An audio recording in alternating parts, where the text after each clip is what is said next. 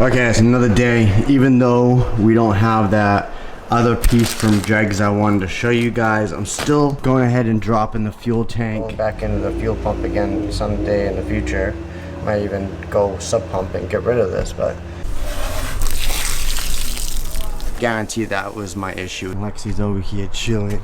Oh, she's loving it. She loves having a big backyard. Hi, say hi to everybody. Say hi to everybody. Mwah.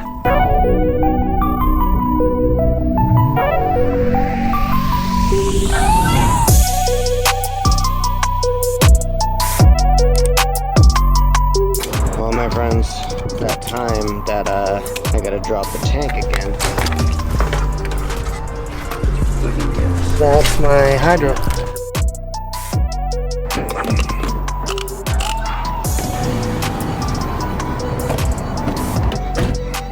With that being said, I gotta keep my bad Larry up to full at all times. If not, I start getting spurts of backfires and air in my line, so you know the deal. I'm up here right now in Snoqualmie Falls. I'm about 2.5 hours away from Kennewick, Washington, which is on the east side of Washington. I'm in like the mountains that separate east and west. Alright, I got just under a full tank.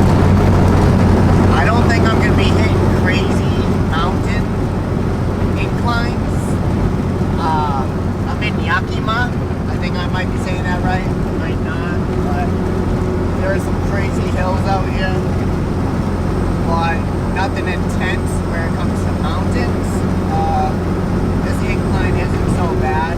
So I think I'll be good, but you can see that my needle has gone down as I go up. And I think my issue is that all the fuel goes to the back of the tank and I get air interrupted into the line. So I know what the reason is. I already bought the fix. It's at Chris's shop waiting for me. I got everything else in the glove box.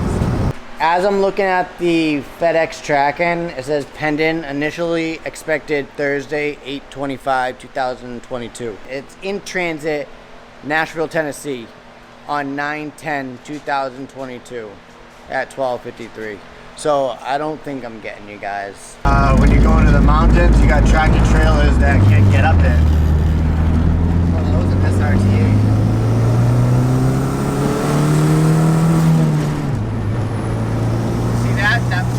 That's because I got air in my feed line because I was trying to boost and all that fuel was going to the back of the tank. But that's an SRT8 Chrysler 300 up there. Let's see if I can get up to it without having to spurt because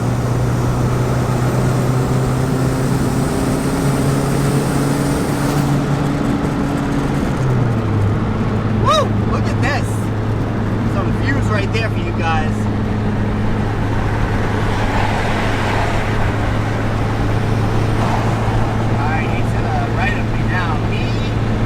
SRT8.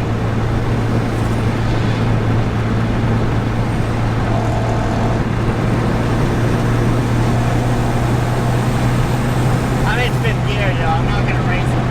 Plus I'm holding the camera.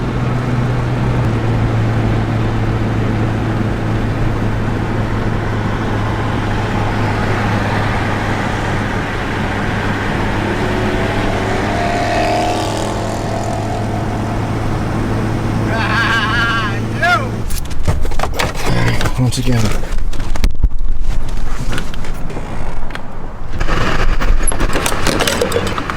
Oh my god, $469.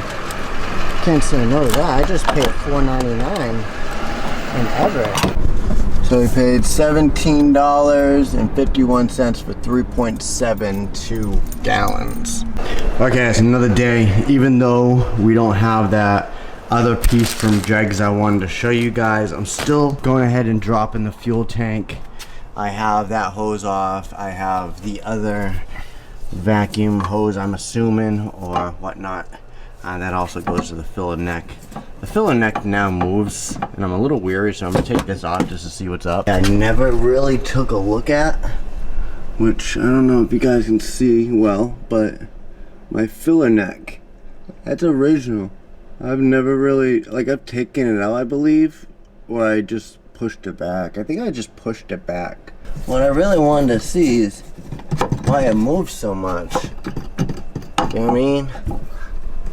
So, it seems like it's still intact. I see there's a ground wire right there. That's so weird. Everything seems intact over here. It's not moving, so I think I'm good. I gotta get myself a lock-in cap instead of having the OEM cap, because anybody could just go ahead and take that off, because you already know they broke the passenger side window. You know, nice car. He's not near it. Meanwhile, oh, you guys, we are on our way to Wallace Falls. Nobody around. Decided to break in my car. I really do appreciate you, dude, or lady, whatever, for breaking into my car. Here's the aftermath. And I replaced that. Just like that.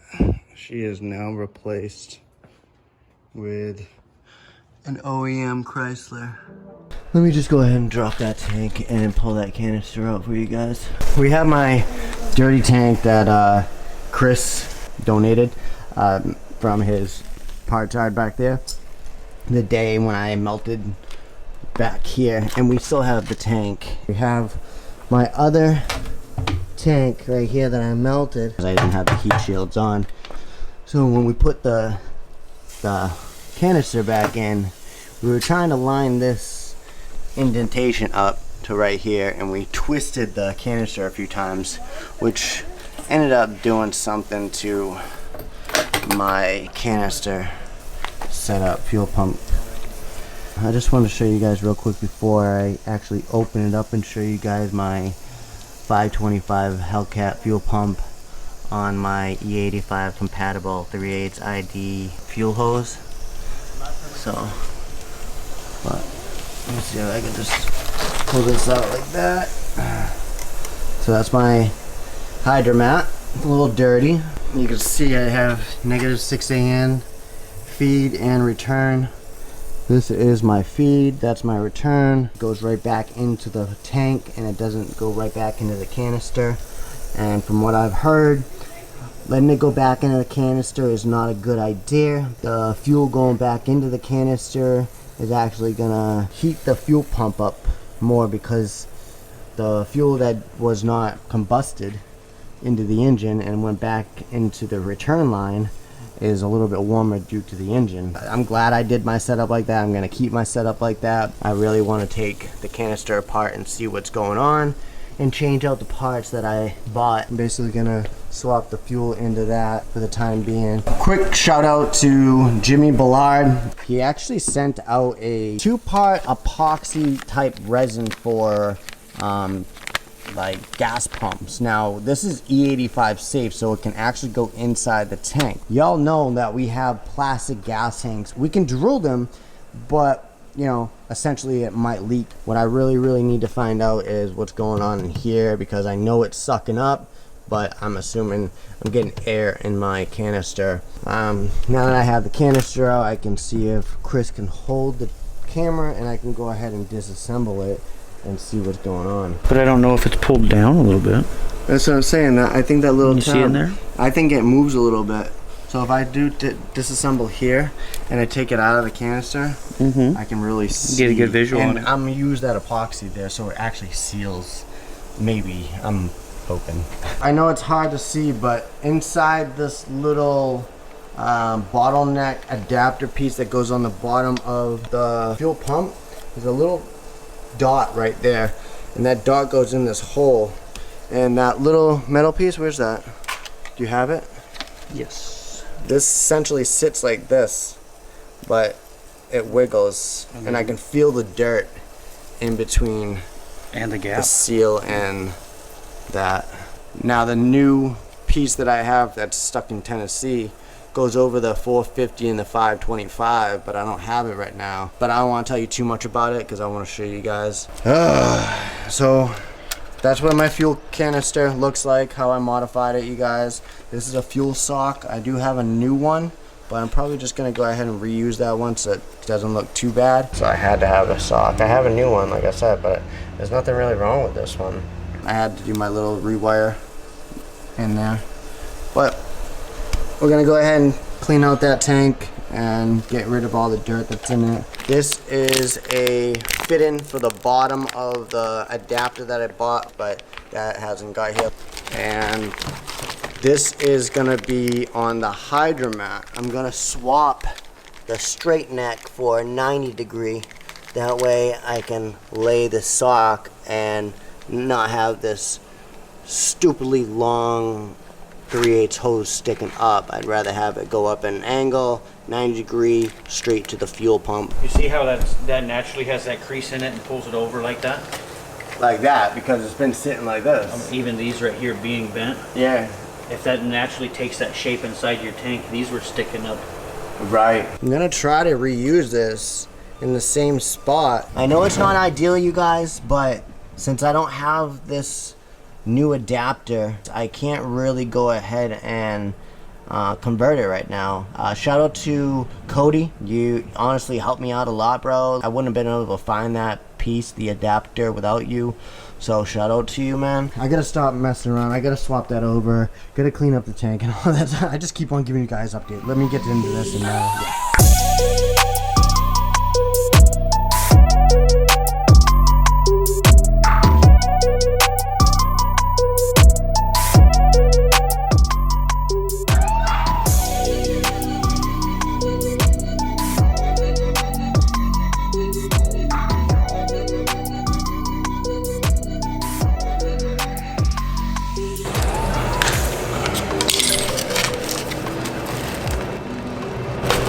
There we go. That's the straight neck. You can see it's a 3/8 straight neck, barbed. I'm gonna take my AN fit in plus my adjustable if I can find it. Bottom. I'm gonna take the AN.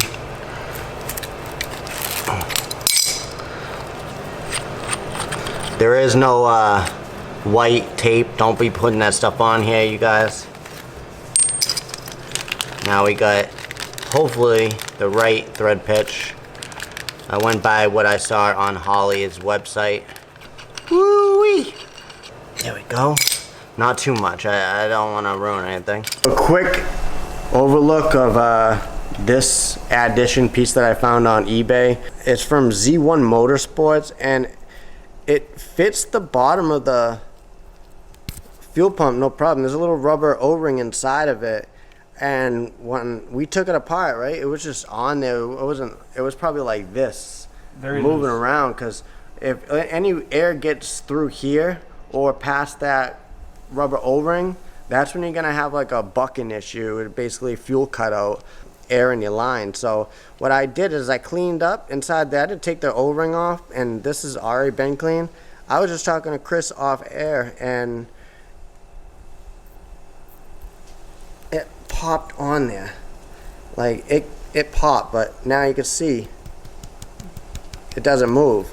That's why I got that little locking ring. This little piece right here, it comes with it, and it's supposed to go on there. So we got my old gas tank, and we got my new one over here. Pour what we can of the good gas in there, and then anything that is left over when it comes to sediments, we're just gonna slow down. We're just gonna leave in the tank and wash it out. Look at Lexi wants to come see what's going on with her car. In there still. I'll let you know when, because there's a lot of sediment at the bottom. You guys see all that stuff? Wow. Good. My buddy's got a 67 Mustang. So this is the hydromat off of the fuel pump, and we had the tank just sitting here. I'm gonna take this off, put some epoxy behind there, shove this adapter on there, then put the clip on there, and hopefully there's a little bit of the two-part epoxy still on there, and it'll harden after like an hour or two.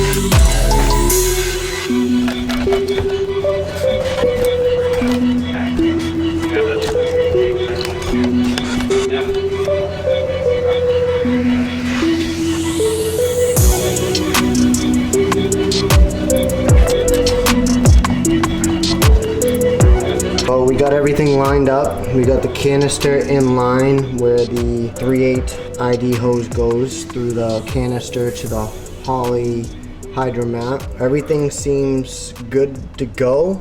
This area I had to cement right on top of that little metal clip. I know I'll be able to get it off when I need to, when I get the adapter that I ordered, which I want to bring a video to you guys, so maybe hopefully I'll be able to drop my fuel pump again and my fuel tank again and take out my fuel canister, do it all over again with this adapter. Make a separate video obviously, but I gotta get going. Josh, Chris, thank you, appreciate it, always, like usual. Hopefully this works, and hopefully Jegs gives me some sort of answer for tomorrow's question of where's my package, because it's stuck in Tennessee somewhere. Other than that, car is good to go. I think I won't have an issue because I know that was my issue.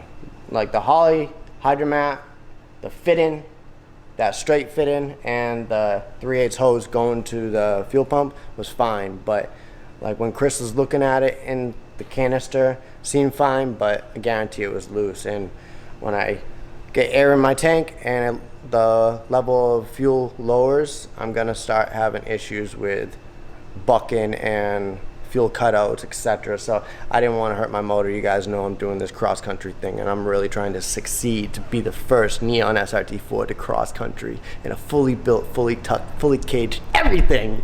Yo, stay tuned, you guys. Subscribe and be easy.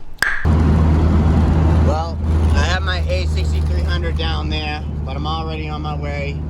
Got a half a tank. I filled the tank up after a good 16 hours of that little Z1Motorsports piece on the bottom of the fuel pump hardened with that 2-part epoxy. So it seems like it's doing well. We're sitting in 4th gear.